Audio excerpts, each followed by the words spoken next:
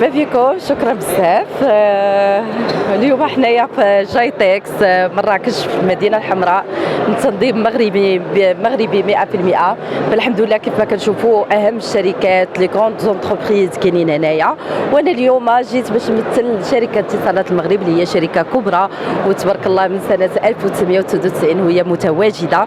فلي كل شرف انني نكون سفيره لهذه الشركه هذه، وانني نكون اول افاتار مغربي من خلال الذكاء الاصطناعي والتطبيق الاصطناعي. فكيف ما كتشوفوا هذه هي ابتسام العروسي الثانيه اللي هي كاينه ومتواجده في جايتكس، ولقات واحد الاقبال كبير من عند جميع الزوار ومن عند جميع المنظمين. فجد سعيده وفرحانه لان اي سؤال ممكن يخطر لك على بالك سواء على الشركه او لا على لا كولتور او لا يعني ما يدور في العالم، فهي ممكن تجاوبكم عليه بجميع اللغات.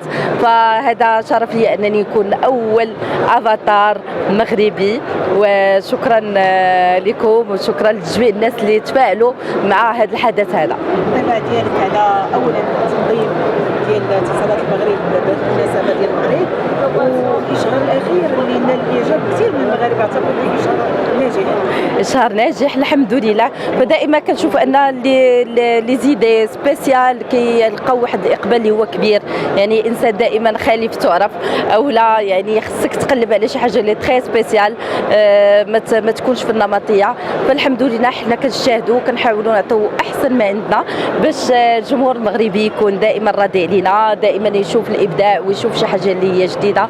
والحمد لله يعني هاد الاعمال الاخرى كلهم لقاو استحسان الجمهور المغربي. تبارك الله عليك. شكرا لك. السلام عليكم، مريم الحميتي.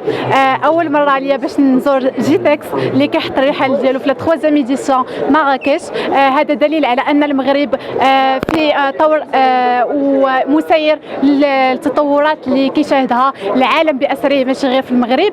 وكيف ما كنشوفوا في اتصالات المغرب ايضا اللي كتواكب تطورات التكنولوجيا.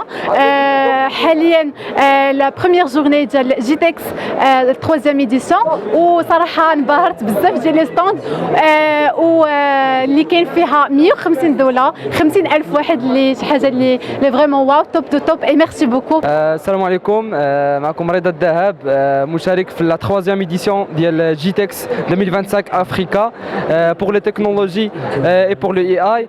حنا اليوم جد سعيدين، حنا والرفاق ديالنا تابعين للسي ار ام ملتي سكيلات فولونتير. جينا اليوم استفدنا من بزاف ديال العروض صراحه الله. شفنا يعني الاي اي فين وصل في بلادنا في المغرب. الحمد لله هادشي كيبين على انه المغرب ديالنا خدام وغادي مزيان تحت الرعايه الساميه صاحب جلاله الملك محمد السادس نصره الله. حنا شباب يعني دي جون ديال دي فاكولتي هنا في المغرب، كنجيو استفدنا من بوكو دي زوبورتونيتي.